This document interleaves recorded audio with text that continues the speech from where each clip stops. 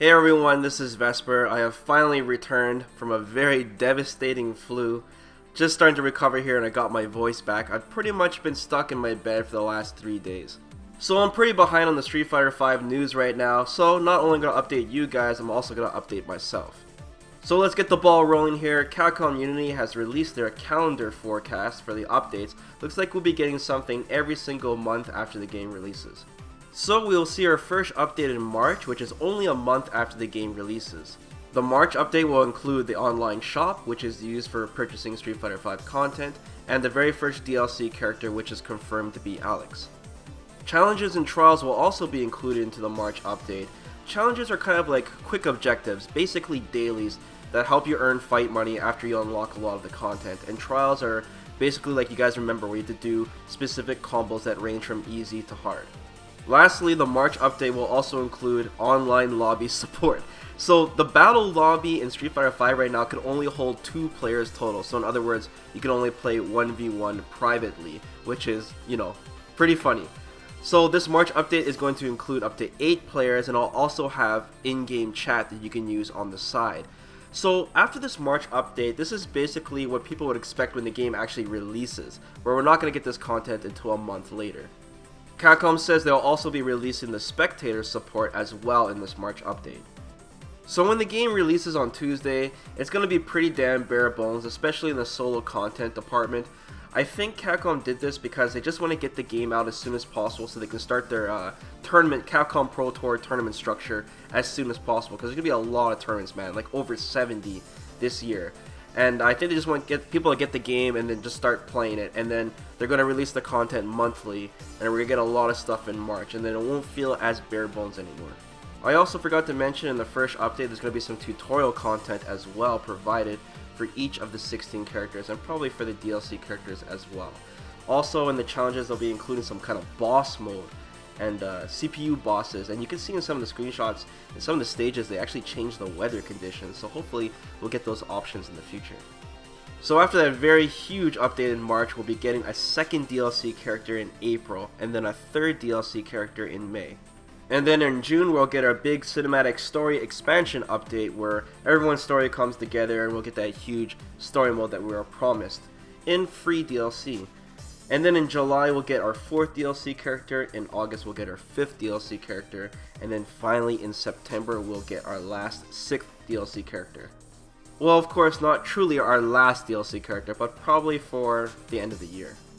Now before, Capcom said we'll be getting our DLC characters bi-monthly, every 2 months, but it looks like now a character is coming every single month, with the exception of June, which is our cinematic story expansion update.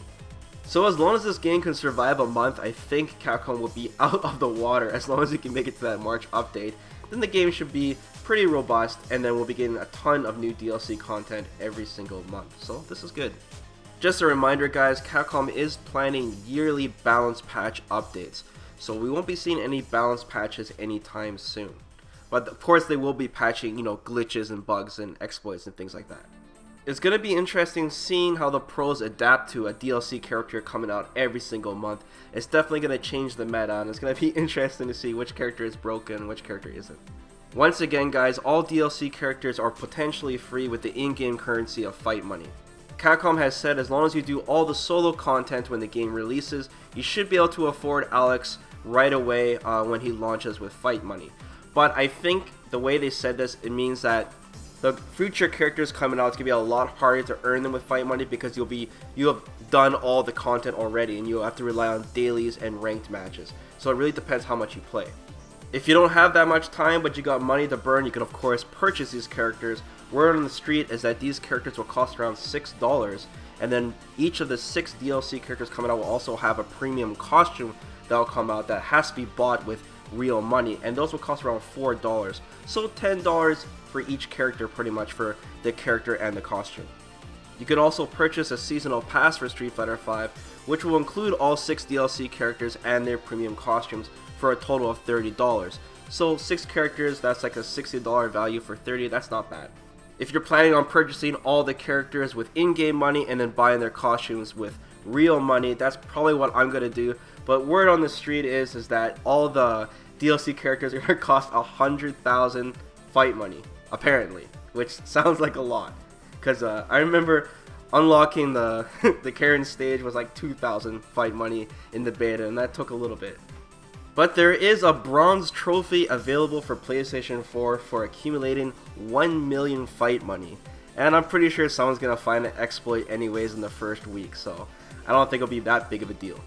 Finally guys, there's also news that after the day 1 patch for Street Fighter V, there's going to be an option to allow you to use PlayStation 3 controllers. So all you guys' old fight sticks that are PlayStation 3 will be able to play Street Fighter V, which is really good news, man, because the PlayStation 4 arcade sticks are pretty damn expensive still. So that's it guys, that's it for the news today. I'm pretty sure this is my final Street Fighter V video before the game releases. So I just want to take the time to thank everyone for watching all my Street Fighter V content for the past year. I've been making so many videos for this game, and I'm so excited for Tuesday when this game finally releases. I'm going to start a new playlist for the after launch of the game. So thanks again guys for supporting me. I'm going to make another video once again for the huge channel update on the future plans I have for VesperArcade in general. So I'm going to get some more rest guys, and hopefully I'll fully recover by Tuesday. Thanks again. Peace.